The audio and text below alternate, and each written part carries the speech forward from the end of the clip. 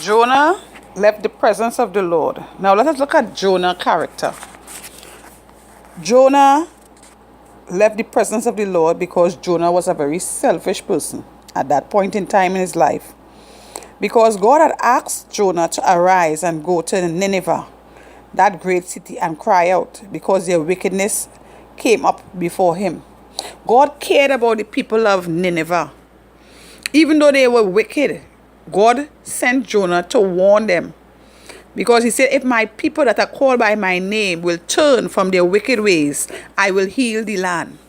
So God wanted to heal the land of Nineveh and to restore the city of Nineveh.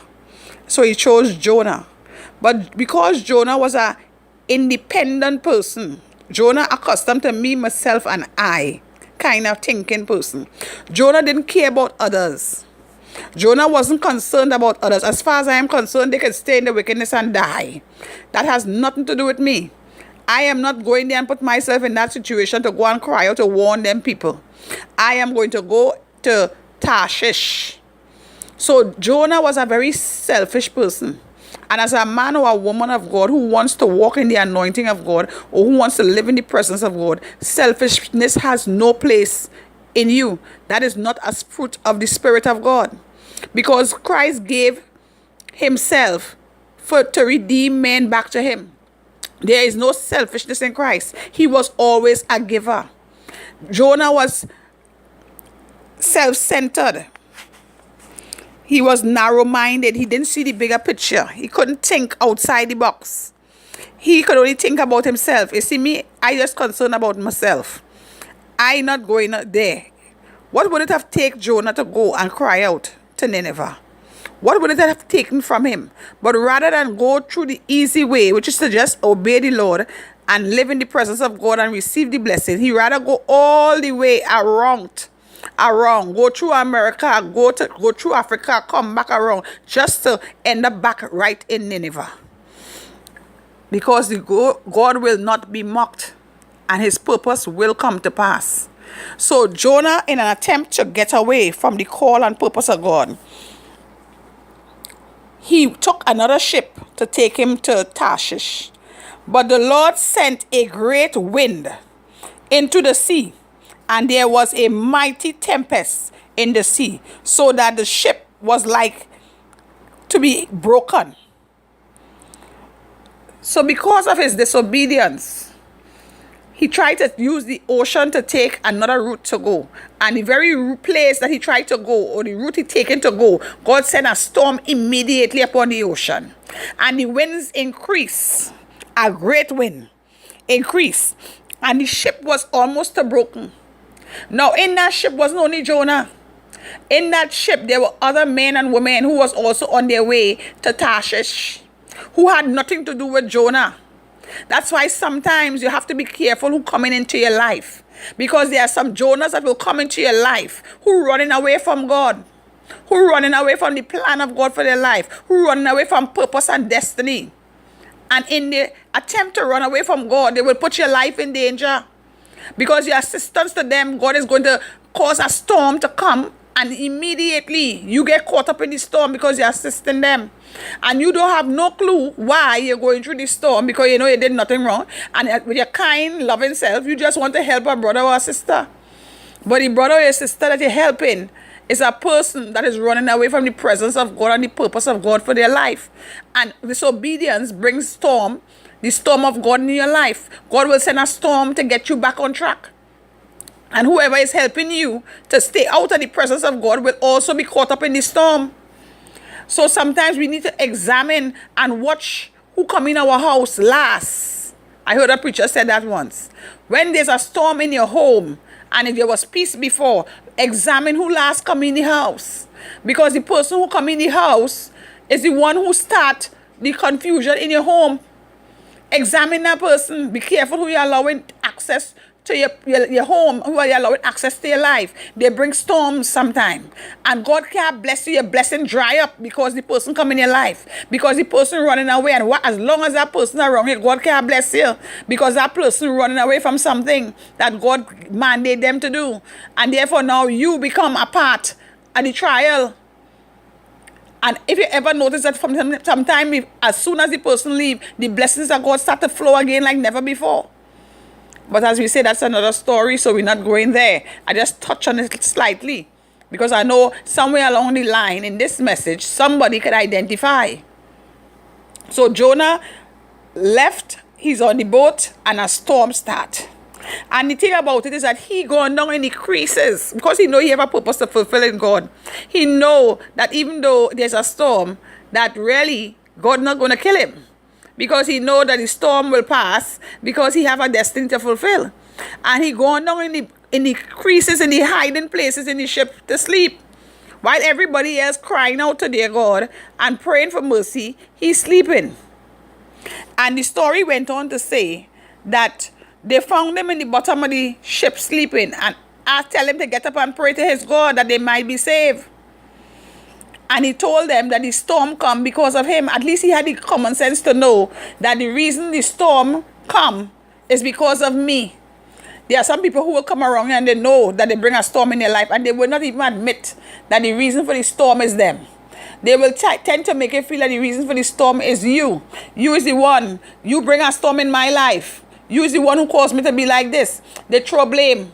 But they wouldn't look and see what it is they're running away from, what it is they're not accepting, what it is they're not acknowledging, why you're not doing an internal examination to see if it is me.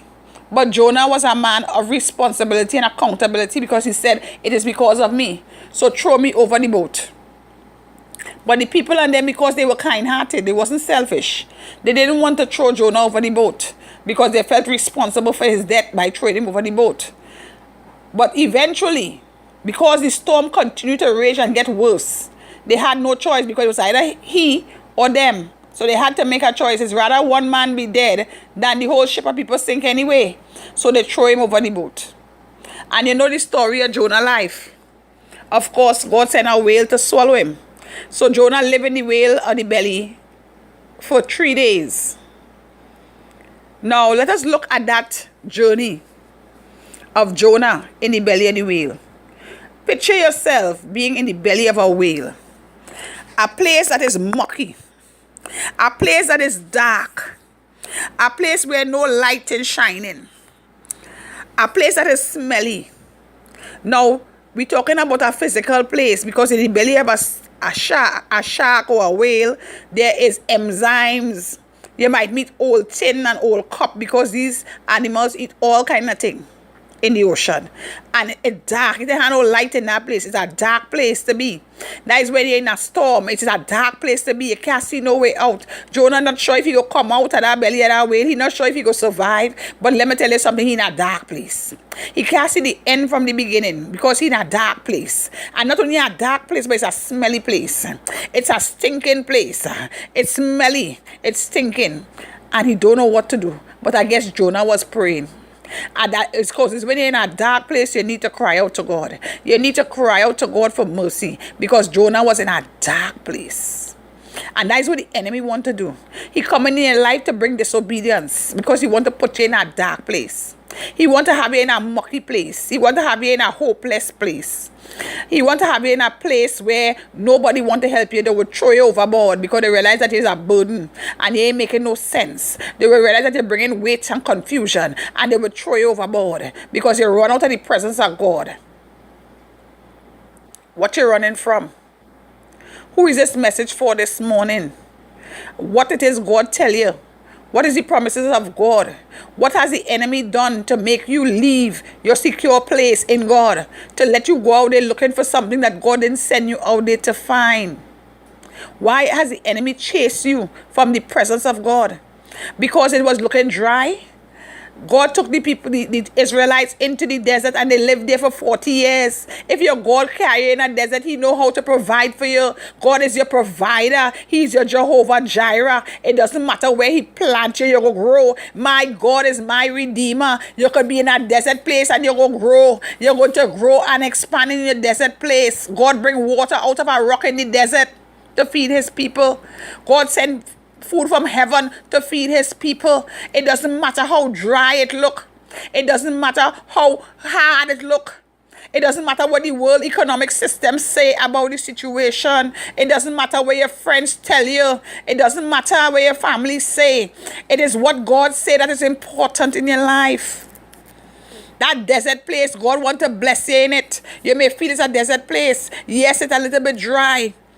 Because sometimes when God sends you in a place, if the first thing happen with a plant when you transfer it from one soil to the next is that the plant does lose all its leaves.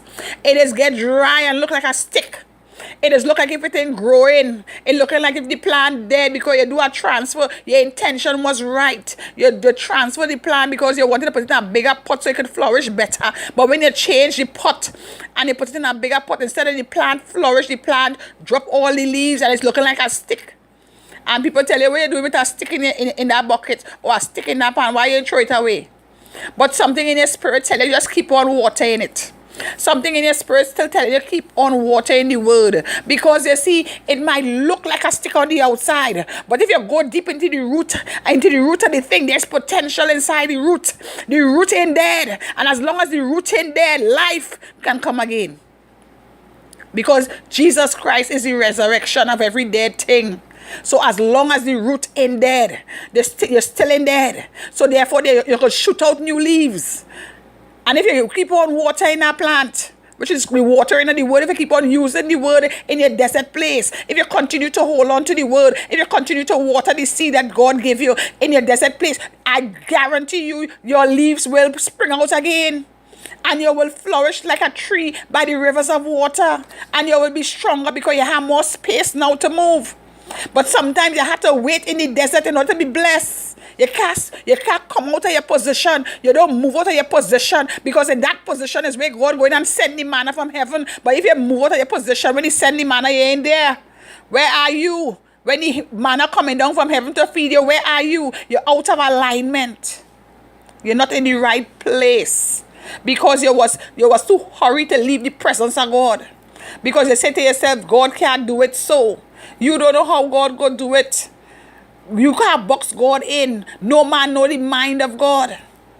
Except that which he allow you to know. God will always come with a full explanation of what he is doing in your life.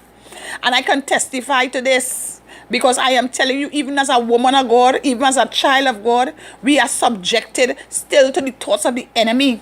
And you know when you're in a battle, when the enemy comes and starts to tell you negative thoughts and tell you, but you ain't see, she telling you this and that and that and that and that and that and that. And look at what she doing. She basically like she trying to set you up. The enemy always comes with an indirect word. He always comes and tell you like. I mean, so many times husbands and wives fall victim of this, where a husband or a wife will accuse one another of infidelity, and the enemy will come and say, he always coming home late. Let's like he have a woman, and the wife knows how to say, I wonder if he have a woman. So she started dig up to look for everything that she could find to see if she could find evidence of if he have a woman. And it so happened that he might be coming home one day and he go bounce up a friend that he ain't see for a long time and rain might be falling and he get the woman a drop and he drop she home. And one of she friend passing a car and see the man dropping the woman home. And when he come home and the wife asks him, well, she don't call she already and tell she, I see your husband dropping a woman home in so and so and so place. And when he reach home, he ain't tell her nothing. And she say, how was your day? And he say, my day was good. But he ain't tell her nothing about dropping the woman home because as far as he's concerned, it is insignificant because there's nothing to worry about. But she now, aware of all this, not saying nothing, start to play FBI. She start to investigate the matter. Now, right there, the seed is planted by the enemy to sabotage she marriage and to abort the plan of God in she life. So she started to dig up and she started to look for what God didn't put. And if you're looking for a problem, you will find it, believe me. Because the enemy know you're looking for evidence. So he will bring circumstantial things for you to see that will make you really believe that your husband is being committing adultery against you when that is far from the truth. Now, the Spirit of God operates like this. You will be home. You're not even suspecting your husband of no infidelity. Your husband could be having all kind of affairs. And as soon as he reach home, he come and he give you a nice loving kiss and he tell you, honey, how was your day? And he kiss you and tell you, he now come from so place. and you not even suspecting your husband, and boom, here comes the Holy Spirit. Don't study he now come from by a